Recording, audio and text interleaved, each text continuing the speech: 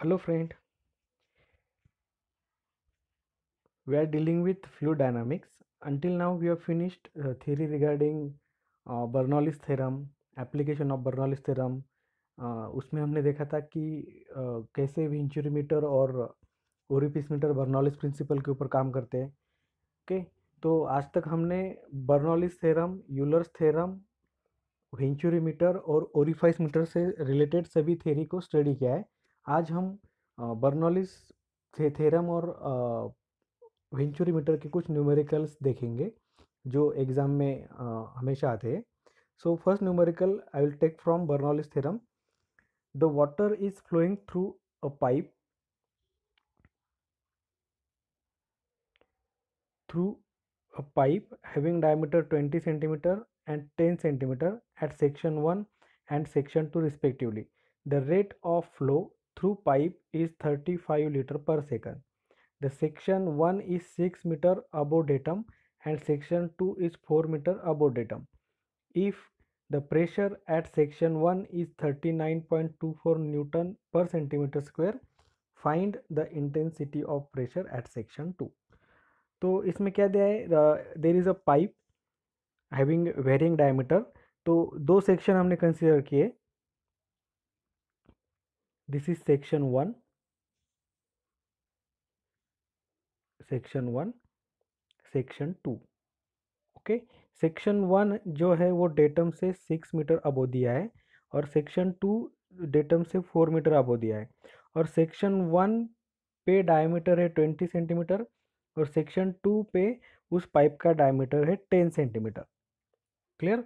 और इस पाइप के थ्रू, मतलब ये पाइप इंक्लाइन रखा हुआ है और इस पाइप के थ्रू डिस्चार्ज हो रहा है इतना 39.24 न्यूटन पर, सॉरी 35 लीटर पर सेकंड। ओके, और जो सेक्शन 1 पे प्रेशर है वो कितना है 39.24 न्यूटन पर सेंटीमीटर स्क्वायर। ओके, मतलब इस न्यूमेरिकल में आपको क्या क्या दिया है, P1, this is Z1, this is Z2, this is D1, D2। आपको निकालना है intensity of pressure at section 2, मतलब आपको निकालना है P2। ओके, तो इसके लिए हम बर्नौलिस का थ्योरम यूज़ कर सकते हैं। बर्नौलिस थ्योरम में क्या क्या रहता है कि pressure head at one section, first section, plus velocity head, और इसे काइनेटिक हेड भी कहते हैं, plus datum head equals to respective pressure head, kinetic head and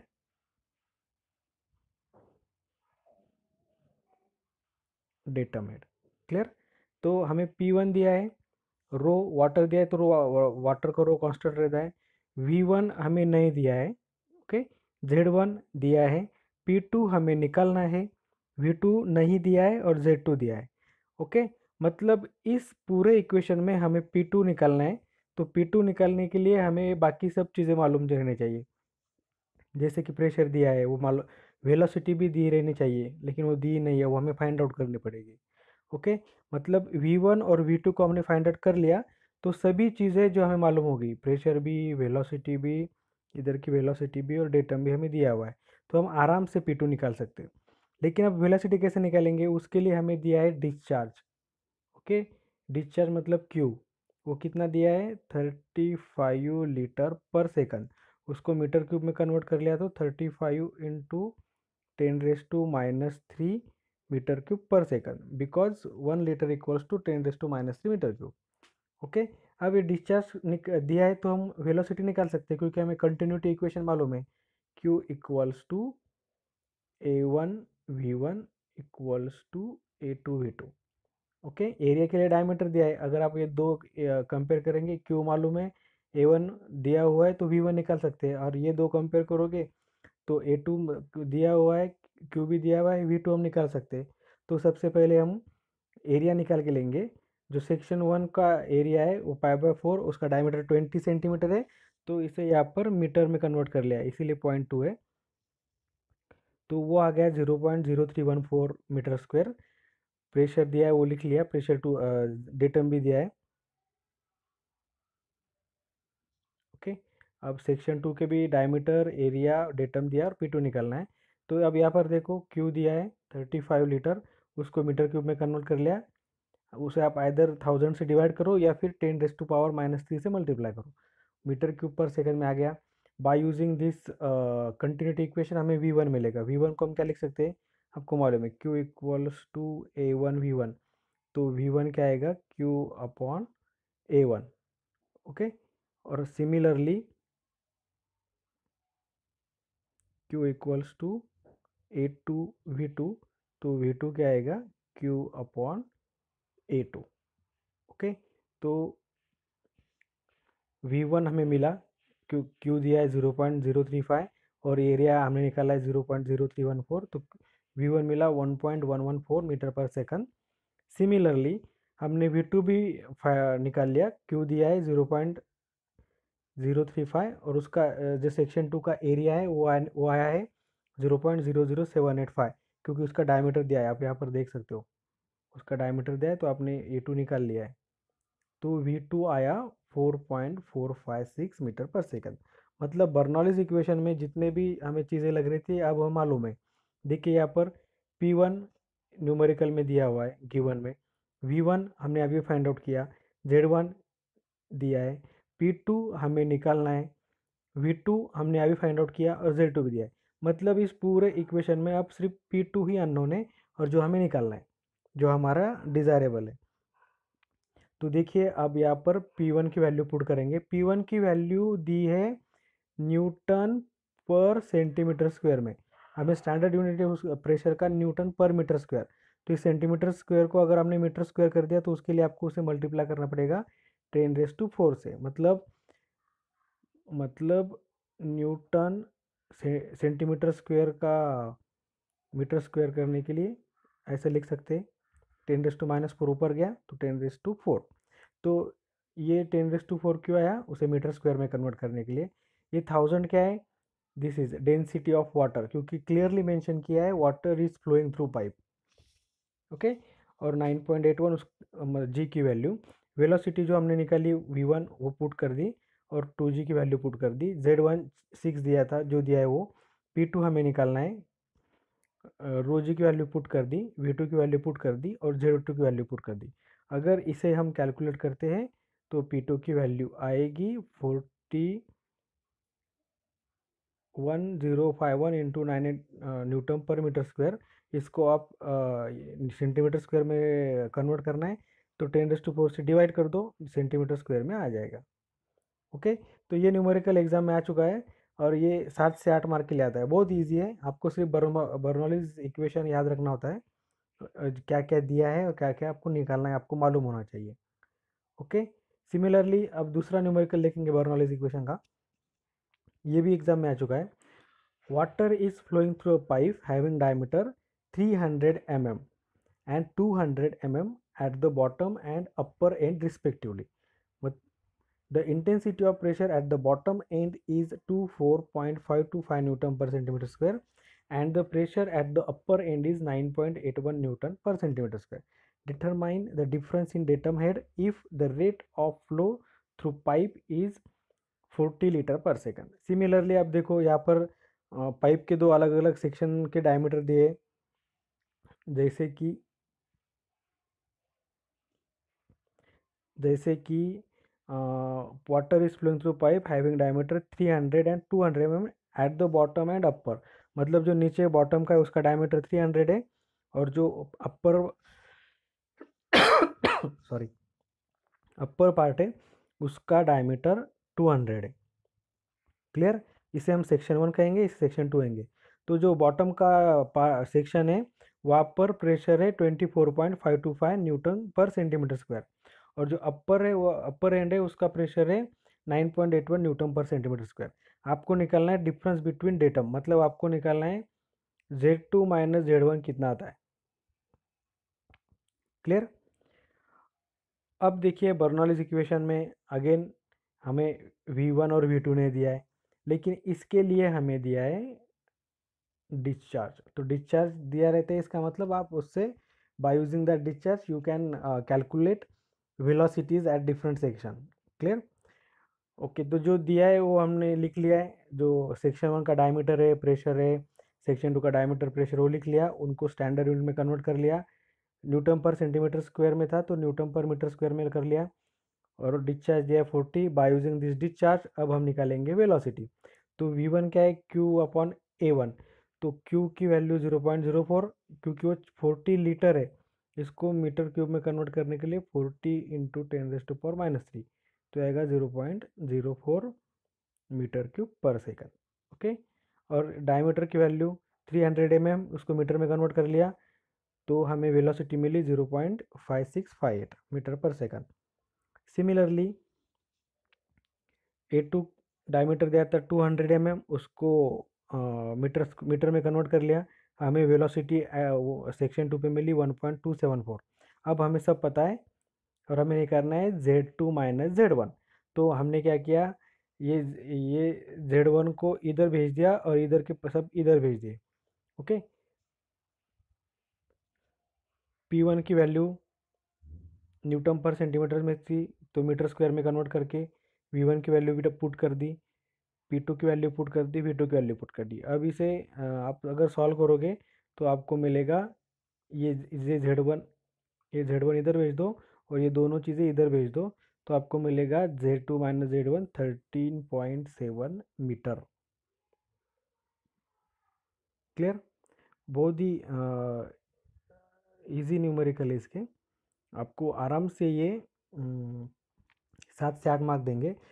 इसमें न्यूमेरिकल कौन से चीज़ के ऊपर है, Bernoulli's equation, venturi meter, orifice meter, Pitot tube और मोमेंटम इक्वेशन। तो ये 5 में से एक न्यूमेरिकल डेफिनेटली एग्जाम में रहेगा।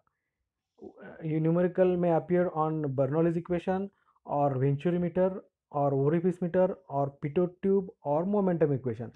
ये सब एक दूसरे के ऊपर लिंक, ये सभी बर्नौलीज इक्वेशन का बर्नौलीज इक्वेशन पे वर्क करते हैं, तो उनका जो सॉल्व करने का तरीका है वो सेम ही है, ज़्यादा कुछ उसमें डिफरेंस नहीं है। तो और एक इम्पोर्टेंट बिट हम बर्नौलीज का छूट गया था कि Bernoulli's equation for real fluid, हमने बर्नौलीज इक्वेशन जो देखा अभी तक ये वाला P1 upon rho g plus V1 square upon 2G plus Z1 equals to P2 upon rho g plus V2 square upon 2G plus Z2, ये हमने देखा। ये हमने कैसे किया था, सपोज एक पाइप है, पाइप के थ्रू वाटर फ्लो हो रहा है, हमने दो सेक्शन कंसीडर कर लिए, सेक्शन 1 सेक्शन 2। तो सेक्शन 1 पे जितनी एनर्जी है उतनी सेक्शन 2 पे रहेगी, ये आइडियल कंडीशन में। ओके, क्योंकि सभी जो भी लिक्विड एग्जिस्ट करते हैं उनमें विस्कोसिटी रहती है, और विस्कोसिटी क्या है, विस्कोसिटी है opposition to the flow because of friction offered by two layer. मतलब जो लिक्विड फ्लो होगा वो खुद उसके फ्लो होने को अपोज करेगा because of friction between two layer. उसके जो एडजेसेंट लेयर रहेंगे जितने भी, वो एक दूसरे को फ्रिक्शन की वजह से वेलोसिटी मतलब उसका फ्लो होने में रेजिस्ट करेंगे।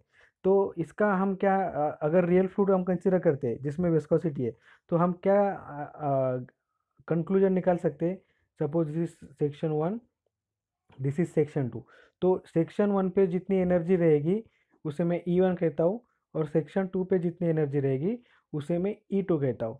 ओके, अब E1 पे जितनी एनर्जी है उतनी एनर्जी E2 मतलब सेक्शन 2 पे नहीं रहेगी, क्योंकि इतना जो पार्ट है यहाँ पर आते आते वाटर की कुछ एनर्जी फ्रिक्शन ओवरकम करने में चली गई।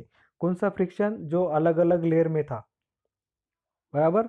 मतलब इस केस में हम कंक्लूड कर सकते हैं कि E1 is greater than E2। मतलब शुरू में स्टार्ट में जितनी एनर्जी थी सेक्शन 1 पे उससे कम एनर्जी सेक्शन 2 में रहेगी, क्योंकि यहाँ तक सेक्शन 2 तक आते आते कुछ कुछ एनर्जी का लॉस हो जाएगा फ्रिक्शन ओवरकम करने के लिए, बराबर। तो इसे हम ऐसे लिख सकते हैं कि E1 equals to E2 plus loss of energy. Okay, या थोड़ा सा ठीक से लिखता हूँ। ओके, या फिर से निकालता हूँ, ये पाइप सेक्शन 1 सेक्शन 2, तो हम ऐसे के लिख सकते हैं कि E1 is greater than E2। अब कितने से ग्रेटर होगा इसको हम ऐसे भी लिख सकते हैं, E1 equals to E2 plus loss of energy. ये लॉस क्यों हुआ एनर्जी का, क्योंकि लिक्विड को विस्कोसिटी है, और विस्कोसिटी है मतलब फ्रिक्शन है, तो अगर लिक्विड को फ्लो होना है तो उस फ्रिक्शन को ओवरकम करना होगा। कौन से फ्रिक्शन को? इसके अलग अलग लेयर में जो फ्रिक्शन है। लिक्विड को अगर फ्लो होना है तो इसके जो अलग अलग लेयर में फ्रिक्शन है उसे ओवरकम करना होगा, तभी वो लिक्विड फ्लो होगा। बराबर। अब ये लिक्विड फ्लो हो रहा है, मतलब इसने फ्रिक्शन को ओवरकम कर लिया है। मतलब कुछ जो एनर्जी का पार्ट है इस लिक्विड के, वो उस फ्रिक्शन में लॉस हो गया, फ्रिक्शन ओवरकम करते वक्त लॉस हो गया। मतलब जितनी एनर्जी ये 1 पे थी उससे कम एनर्जी 2 पे रहेंगी। कितने से कम रहेंगी? जितना लॉस हुआ है उतने से। बराबर। मतलब इसे हम ऐसे कंक्लूड कर सकते हैं, E1 equals to E2 plus loss of energy. अगर लिक्विड रियल नहीं है, हम आइडियल लिक्विड कंसीडर करते हैं, तो उसमें विस्कोसिटी नहीं रहती है। विस्कोसिटी नहीं रहती है मतलब एनर्जी का लॉस नहीं होगा। एनर्जी फ्रिक्शन ओवरकम करने के लिए नहीं जाएगी, क्योंकि वहाँ पे फ्रिक्शन है नहीं। तो उस केस में E1 इक्वल्स टू E2 रहता है, आइडियल केस में। लेकिन आइडियल फ्लूइड में, लेकिन हमारे पास रियल फ्लूइड है। तो अब देखो बर्नौलीज इक्वेशन में हम क्या कर रहे हैं? प्रेशर हेड कंसीडर कर रहे हैं। तो जो लॉस हुआ है एनर्जी का, उसको भी हम हेड में एक मेजर करना पड़ेगा। बराबर है ना? क्योंकि हम प्रेशर अगर मीटर में मेजर कर रहे हैं तो उसके साथ हम न्यूटन पर मीटर स्क्वायर को ऐड नहीं कर सकते। अगर किसी चीज़ का ऐड और समेशन होना है तो उसका यूनिट सेम रहना चाहिए। ओके। तो रियल फ्लूइड के लिए क्या आएगा? Energy at section 1 equals to energy at section 2 plus loss of energy. तो अब कौन सी एनर्जी कंसिडर करते हैं हम? प्रेशर हेड, काइनेटिक हेड और डेटम हेड। मतलब जो भी एनर्जी हम कंसिडर कर रहे हैं उसे हम हेड में कंसिडर कर रहे हैं, उसका यूनिट मीटर में कंसिडर कर रहे हैं। तो यहाँ पर क्या आएगा? Energy at section 1 P1 upon rho g plus V1 square upon 2G plus Z1 equals to, section 2 पे कितनी रहेगी energy? P2 upon rho g plus V2 square upon 2G plus Z2। मतलब प्लस लॉस ऑफ एनर्जी है तो उसे हम loss of energy का head बोलेंगे। तो हम इसे यहाँ पर लिखेंगे head loss, loss of head due to friction. What is HL? What is HL? Loss of head due to friction. Okay. Energy का हेड इतना है यहाँ पर, एनर्जी का हेड आउटलेट पे इतना है। तो और जो फ्रिक्शन में लॉस हो गया उसको हम HL कहेंगे, लॉस ऑफ हेड। ये जो एनर्जी हम मीटर में कंसिडर कर रहे हैं, ये P1 बाय रो जी क्या है? Pressure head. इसका यूनिट भी मीटर रहता है। ये जो V1 स्क्वायर बाय 2G ये वेलोसिटी हेड, इसका यूनिट भी मीटर रहता है। Z1 डेटा में हेड है, उसका यूनिट भी मीटर है। तो सिमिलरली ये जो लॉस ऑफ हेड है उसका यूनिट भी मीटर रहेगा। मतलब जो भी एनर्जी लॉस हुई है हम उसका हेड हेड मेजर कर रहे हैं। क्लियर? तो for real fluid Bernoulli's equation क्या रहेगा? ये वाला। यहाँ पे लॉस ऑफ हेड ऐड हो गया, मतलब कितना हेड लॉस हो गया वो भी हम मतलब energy at one section equals to energy at another section plus loss of head, ऐसा आएगा रियल फ्लूइड में। अगर आइडियल फ्लूइड है तो आइडियल फ्लूइड में विस्कोसिटी नहीं रहती है, तो लॉस ऑफ हेड वहाँ पे जीरो रहेगा। तो इसे हम इतना ही लिखते हैं आइडियल फ्लूइड के लिए। ओके। अब इसके ऊपर के न्यूमेरिकल हम देखेंगे। बहुत सिंपल है। ये जो मैं न्यूमेरिकल लेने जा रहा हूँ ये एग्जाम में आ चुका है। मैं पढ़ता हूँ। A pipe of diameter 400 mm carries water at a velocity of 25 metre per second. The pressure at the point A and B are given as 29.43 Newton per centimeter square and 22.563 Newton per centimeter square respectively, while the datum head at A and B are 28 and 28 meter and 30 meter. Find the loss of head between A and B. Okay. अब एक pipe दिया है जिसका diameter same है, उसका change नहीं, diameter through out 400 metre है, तो मतलब इसकी वेलोसिटी भी चेंज नहीं होगी। ओके, क्योंकि उसका डायमीटर सेम ही है। तो दो सेक्शन है ए और बी, हमें निकालना है कि इसके बीच में कितना हेड का लॉस हुआ। ओके। तो हम क्या करेंगे? सेक्शन 1 पे कितनी, ए पे कितनी एनर्जी है वो निकालेंगे, सेक्शन बी पे एनर्जी है वो निकालेंगे। ओके। तो उन दोनों को जो डिफरेंस रहेगा वो लॉस ऑफ हेड रहेगा। तो सेक्शन ए पे कितनी एनर्जी हेड है हम आराम से निकाल सकते हैं। P A by rho g V A square by 2G plus Z है। पी ए दिया है 29.43, इसको 10⁴ से मल्टीप्लाई करेंगे न्यूटन पर मीटर स्क्वायर के लिए। रो वाटर दिया है तो वाटर का रो 1000, जी 9.81 प्लस v1 स्क्वायर। अब देखो यहाँ पर डायमीटर सेम है, तो इसके लिए जो भी वेलोसिटी हो थ्रू आउट ए की भी और बी की उतनी सी रहेगी, क्योंकि वेलोसिटी किसके ऊपर डिपेंड है, q अपॉन ए। अब एरिया सेम रहेगा, डिस्चार्ज तो सेम है ही, तो वेलोसिटी भी सेम रहेगी, बराबर। मतलब v1 इक्वल्स टू v2 या v A equals to vb, क्योंकि उसका डायमीटर चेंज नहीं हो रहा है। तो हम वेलोसिटी निकाल सकते हैं आराम से, या दी है क्या, हाँ दी है वेलोसिटी 25 मीटर पर सेकंड, तो vb की भी उतनी रहेगी क्योंकि उसका डायमीटर सेम है। तो वी ए की वैल्यू पुट कर दी, प्लस डेटम 28, तो इसका एनर्जी हेड आया 89.85 मीटर।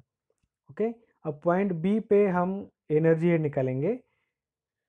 देखिए उसका प्रेशर दिया है 22.563 न्यूटन पर सेंटीमीटर स्क्वायर, उसको हमने मीटर स्क्वायर में कन्वर्ट कर लिया।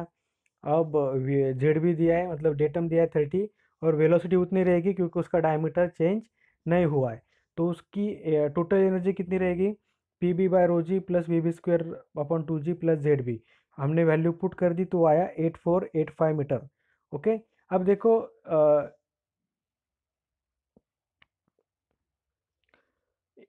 एट ए एनर्जी कितनी है 89.85, और बी पे एनर्जी कितनी है 84.85। ओके, मतलब जब ए से बी तक दूसरी चीज़ है, अब ए ज़्यादा है बी से, तो जो फ्लो है वो ज़्यादा से कम की तरफ फ्लो होता है। मतलब ये जो फ्लो है वो ए से बी की तरफ हो रहा है, क्योंकि ए की एनर्जी बी से ज़्यादा है। समझ में आ रहा है, ये चीज़ भी पूछ सकते हैं कि फ्लो किस डायरेक्शन में होगा, ए से बी होगा या बी से ए होगा। तो फ्लो ज़्यादा एनर्जी से कम एनर्जी तक होता है, बराबर। ज़्यादा एनर्जी ए की है तो फ्लो ए से बी की तरफ होगा। अब फ्लो ए पे एनर्जी कितनी थी 89.85, बी पे कितनी है 84.85, तो उसमें कितना लॉस हुआ आप यहाँ पे देख सकते हैं। ई ए माइनस ई बी 89.85 माइनस 84.85, मतलब जो लॉस ऑफ हेड है वो 5 मीटर है। 5 मीटर जो एनर्जी हेड है वो कहाँ पर गया, फ्रिक्शन में ओवरकम हो गया। समझ में आ गया। ये थे बर्नौलीज इक्वेशन के न्यूमेरिकल, जिसमें हमने बर्नौलीज इक्वेशन देखा आइडियल फ्लूइड और रियल फ्लूइड दोनों के लिए। ओके, और उसके ऊपर के न्यूमेरिकल देखेंगे। ये देखे इसमें से एक न्यूमेरिकल एग्जाम में आ सकता है। अगर आपको कोई भी डिफिकल्टी रहे तो आप मुझे पूछ सकते हो। Thank you.